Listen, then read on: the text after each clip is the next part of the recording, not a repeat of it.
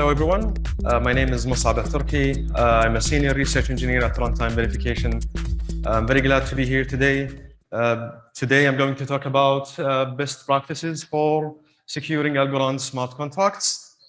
Right, so I'm going to talk about these 4 points. So I will start by talking about runtime verification a little bit. So basically what the company is and what we do. Then I'm going to talk a little bit about our approach to securing smart contracts, security auditing, and why we think our audits are a little bit different and unique. Then I'm going to talk about some experiences auditing smart contracts in Algorand, and then I'll conclude with some recommendations to developers. Right, so who is Runtime Verification? So Runtime Verification began as a startup company back in 2010. And the main objective of Runtime Verification was to basically use formal methods, develop formal methods to develop verifiably correct systems and verify security protocols, virtual machines, and smart contracts on public blockchains. And in fact, various other types of systems too, as I'm going to briefly talk about these things in a few slides. The main contribution of runtime verification was to basically commercialize formal techniques and methods that were developed in the formal systems lab at the computer science department at the University of Illinois at Urbana-Champaign. And the overall objective is to improve the reliability and security of software systems in the blockchain field and other fields as well. So what is formal verification? Formal verification is all about building mathematical models and specifying properties and then verifying that these properties actually hold against these models. So these techniques can be applied at different levels. They can be applied at different stages of development. So for example, they can be applied at the design level, basically to check that a design actually satisfies its system requirements. They can also be applied at the code level to show that the code actually implements what the intention of the design of the system is. And one important point that basically distinguishes formal verification over traditional techniques or less comprehensive techniques like testing is that formal verification enables you to consider all input scenarios and to consider also corner cases to ensure that there are no problems in your design or your implementation. Of course, testing is still important, but formal verification enables you to go above and beyond what testing enables you to do. So these are some of the benefits that one gets by basically employing formal verification techniques. So during development, it enables developers to basically debug their code more effectively. After deployment, it enables you to uncover vulnerabilities in your system and show that there are no vulnerabilities, basically. And it also enables you to find and understand assumptions that were made about the system. So these are implicit assumptions that are not necessarily given when the design or the code was developed. And formal verification enables you basically to make those assumptions explicit, which is very important because when deploying your system, you want to make sure that these assumptions are satisfied. Otherwise, your system is not guaranteed to work properly. It also helps focus the testing and the auditing efforts. So we use formal modeling and verification in our audits because we think it's very helpful in delivering basically audits that are more comprehensive. And overall, it helps developers think differently about their programs, about their applications. It helps them think more deeply about their applications, which eventually helps develop code that is of higher quality. So the core technology that is developed within runtime verification and that is also used across different tasks within the company is the K framework. So the K framework, the K tool is basically a term rewriting tool a formal system that basically enables you to define and analyze systems formally.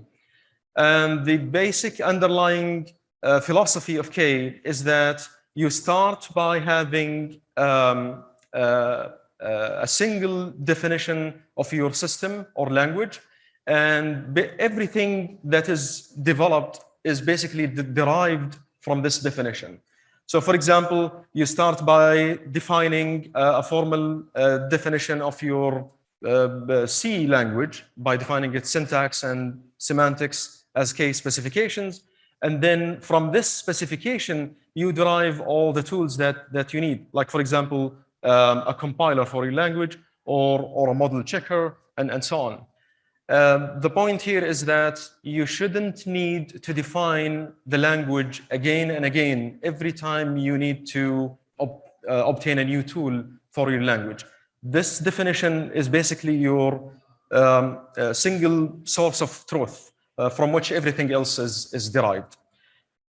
And the K framework has been successfully used to define all kinds of languages, ranging from multi-purpose or high-level general-purpose programming languages like C and Java, all the way to low-level domain-specific languages like Teal, for example. So this is gives you an idea of basically the landscape of application domains where formal methods have been used at runtime verification to develop more reliable software. So initially, in the early days, the emphasis used to be on embedded systems, where you focus more on safety critical devices, like, for example, in aerospace, where you want to make sure that for example, your flight controllers never fail. More recently, this focus has shifted to blockchain systems, where you basically want to verify that your consensus protocol is correct, or your smart contract is basically implementing the system correctly. And this is what I'm going to talk about next, which is using formal verification in the blockchain space. So the types of services that runtime verification provides includes building formal virtual machines and tools. An example of this is the Firefly, which is a product that is based on a complete formal specification of the Ethereum virtual machine in K, the KEVM. Basically a tool that enables developers to develop smart contracts, Solidity smart contracts in this case, that are correct. And another type of service that runtime verification provides is verifying consensus protocols. And a notable example of this is the mechanized proof of correctness for the Algorand's consensus protocol, basically showing that the protocol is safe, that the protocol actually never forks. And then the third type of service is the auditing of smart contracts. This is what I'm going to talk about next. Right. So smart contracts. We know that smart contracts are attractive targets for hackers. They have been attractive targets for hackers for some time now. And there are good reasons for this. These contracts are easy to access. They are usually open sourced. They use code bases that are relatively small in size with very clear entry points. So things are relatively easy to analyze. And perhaps most importantly, they typically hold millions or even billions of dollars worth of tokens. And this, we have seen this clearly in with the revolution of the DeFi applications. So security auditing is extremely important within the blockchain space. We have already seen too many examples of catastrophic vulnerabilities in the space. And what auditing also provides is basically increased confidence to users of the application. So when people know that these contracts have been audited and the auditor has good reputation, then they feel confident to use the application. Basically, you get more users and so on. It also helps developers or owners of the application to get that confidence in their applications. And also, good audits, they help improve the quality of the product in other ways. So not just in improving the security of the system, but also in improving the quality and efficiency of the code. Right, so when we consider smart contract vulnerabilities, we typically focus on three aspects. These are the three most important aspects of vulnerabilities when speaking of smart contracts. So the first type of vulnerabilities is design vulnerabilities. Basically, these represent flaws in the design, in the logic of the application that is being built. Code vulnerabilities, which are vulnerabilities that show up during implementation. Basically, the code no longer implements what the design stipulates. And the third one is authorization vulnerabilities. And this represents problems in the implementation that can be exploited to basically get access to resources that are not supposed to be accessible, for example. This also includes authorization risks. So features in your application that are supposed to be there, but they basically carry with them a lot of risk that has to be highlighted. So let me talk a little bit about our approach to auditing. I think our auditing approach is characterized by three main points. The first point is that it's holistic in the sense that we consider all three classes of vulnerabilities. So we don't just do manual code reviews, although that's still part of the process of auditing, but we also verify the design, review the code, and also look into authorization issues. The other point is that we do what we like to call a verification-oriented audits. Basically, in these types of audits, we build formal models. And these formal models are important. We believe they are important because they enable us to get the kinds of assurance that you cannot just simply get by doing a manual review or by just doing testing, for example. So this involves building specifications, specifying properties that are important to the proper operation of the smart contract. And we also use these models to validate our understanding of what the system is supposed to do with the client, which is actually important, very important. And the third point is that we try to engage the client in the process of auditing. We conduct audits in a way so that issues are reported in real time, or points that may be issues are also brought up and discussed with the client. So we engage the client in this discussion so that they also reflect back on their design choices when they designed the application or when they implemented their application. In fact, by engaging the client in the process, we also get the client, the developer team, to raise issues in the process themselves. They discover points in their implementations or they discover points in their design, and they raise these issues during the audit to us, and we discuss these with them. And out of transparency, we also credit them in the reports if they wish to be, if they wish for these issues to be included in the final report. So let's now focus a little bit on auditing Algorand contracts. So TEAL is a very interesting language to audit.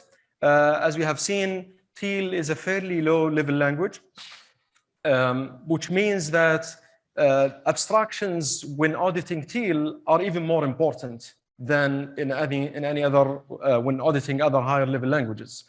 But there is a good point, a good side to this, which is that you have access to the actual code that is executed on chain, which means that there will be no need for a language compiler to TEAL to be verified or to be trusted.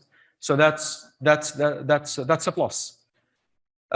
We've also seen that TEAL and the Algorand virtual machine are undergoing continuous development and continuous and rapid development. We have seen some of these examples in John's talk yesterday, like, for example, transaction fee pooling, wider arithmetic, and smart contracts as escrow accounts and inner transactions and so on. We have also seen from John's talk yesterday that many other new features are also coming down the pipeline. So this might represent at first a challenge to both developers and auditors, because we have to make sure that we keep up with the development of the underlying system. But it also brings with it a lot of opportunities, as we all know. Right, so let me now highlight some of the most common pitfalls. So basically, this is based on our experiences auditing smart contracts, TEAL smart contracts, and PyTEAL smart contracts. So these are the top 4 problems that we have seen: unchecked transaction fields, faulty logic or design errors, fixed point arithmetic errors, and authorization errors. So I'm going to go over these very quickly, maybe give some examples along the way. So the first problem is unchecked transaction fields. So yeah, a wise person at Algorand once said, things not checked could become set to anything. That was probably John. I'm not sure if John is here. But this is very true. This has been by far the most common source of problems we have seen when auditing contracts. And the kinds of problems that can happen because of these unchecked, for example, transaction fields can also be catastrophic, right? So this is actually very important. So I'm just give here some examples. So you can have, for example, an execution path in your smart contract where these fields, the rekey close remainder 2 and asset close 2, basically are not checked. Now, if these are not checked, they can be set to anything, and in that case, the consequences can be bad. Another example is if you have a transaction that moves funds from one account to another, then you should make sure that the sender and the receiver are basically the supposed senders and receivers in this case. A third example is modifying the wrong state due to foreign arguments not being checked. So in Algorand, when you send out a transaction, you can specify foreign arguments, like, for example, a foreign account, because that's the account whose local state is going to be touched by the smart contract.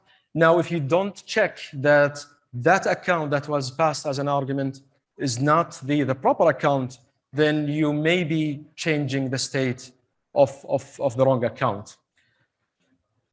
Or you may have your program basically fail because of not checking this point. The second major pitfall is faulty logic. So this represents problems that are application specific or domain specific. specific to your application. These include, for example, design errors. So you assume that something should happen one way, but in reality, it should happen in another way, for example. Using incorrect formulas, arithmetic formulas, or doing incorrect Boolean condition checks. And also zombie code, which is code that is supposed to be dead, so unreachable, but it turns out to be reachable along some execution path. And that basically, in that case, breaks your application in that way. This usually happens because things are being developed very quickly, and developers need to keep up with these changes. And sometimes basically people forget to remove these pieces of code. The third major pitfall is fixed point integer arithmetic errors. This is related to rounding errors and arithmetic overflows. So once you start to assume that arithmetic operations behave like their mathematical counterparts, then you are probably going to start to have problems. So for example, if you assume that the left-hand side here is equal to the right-hand side, then most likely you're going to have problems because of the truncating integer division, right? One way to alleviate this problem is basically to delay division until the end. But then once you start doing this, you run into the problem, or you increase your chances now of running into arithmetic overflow. So this tension between managing rounding errors and overflow has to be carefully investigated in your application and also handled. Another aspect of that pitfall is when you consider when basically to do updates in your state of your application. Do you do updates within a block, or do you do updates across different blocks? Now, of course, applications, they have different requirements, but the way you do these updates, basically you have to be careful about how these updates are done. Sometimes if you do updates too often, for example, then you might run into a situation where you have a rounding error. If you do updates less often, let's say across distant blocks, then you might run into overflows, for example. So when you take time into consideration in your formulas, you have to be aware of what could happen in this case. The fourth problem is the authorization errors. These usually appear as privileged operations that are not protected. So you have an operation that is enabled by your application. Like, for example, you want to remove the lock on some tokens in your application or set a lock, then these are privileged operations. So not anyone should be able to do those in your application. So if you forget, for example, to check that the account that is doing this operation is an admin account or an authorized account, then that could become a problem. Another aspect of this problem is falsely assuming that contract addresses cannot be pre-computed. So from between the time you actually create your contract and deploy it to the time that you set it up, if you assume that other users don't know the actual address of your contract, then you might run into problems. So someone in the middle can, for example, claim control of the account before you actually properly set it up, and basically deny users from service. So some recommendations. The most important recommendation, I believe, is, in my opinion, is to employ the paranoid programming style. So this is a programming style where you basically assume that the external world is coming to get you. So and this is important because in smart contracts you cannot make assumptions about the external environment. So basically, the way you do this is you think of everything in your application that can and cannot go wrong, and you basically handle it. And you make sure that when you have this code that handles this situation, that you also employ paranoid programming again. It's also important to spread the paranoia because you want your team to be basically employing the same style. It's not really useful to have some people in your team being more careful than others. Some other recommendations before we conclude. Make sure that you review the guidelines to ensure that the required checks are made. The guidelines are the Algorand guidelines. They are an excellent resource. Don't assume that integer operations behave like their mathematical counterparts because they will most likely won't. Keep your stack clean. The return opcode is a very nice opcode. It's very convenient, but it can get you into this issue where you have values stored in your stack that are not used. And this can be a problem. It's like you're making a check, a Boolean check, for example, and then not using that check. So essentially, you're not making that check. Effectively, you're not doing that. So keep your stack clean. Document your code. It's much more important to document the code when you are working with a low-level language. Just document what the intended meaning of the scratch slots are, the intermediate computations, what asserts say, and so on. Evaluate the impact of an asset's mutable properties so that we know when you create an asset in Algorand, there are 4 properties that are mutable. So 3 of which are properties that enable you to specify an authorization model for the asset. So if you specify a manager address for your asset, you have to evaluate what the impacts of this specification is. And if you really need to have a manager for your asset, and also document that.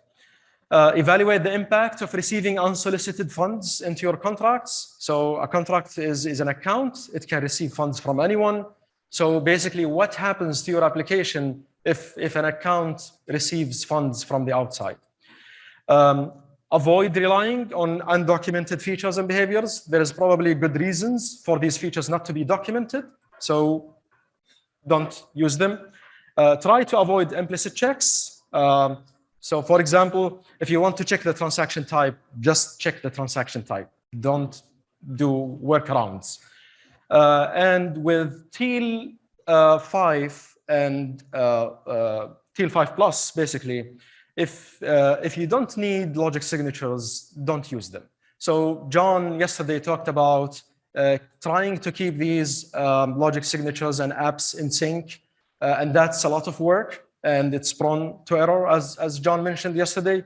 So with Teal 5, smart contracts can now be used as escrow accounts. So you don't really need logic signatures for that particular applications. Now, logic signatures, they have their own valid use cases, of course, but basically what this says is that if you don't need them, just don't use them. So with that, I conclude. Thank you very much.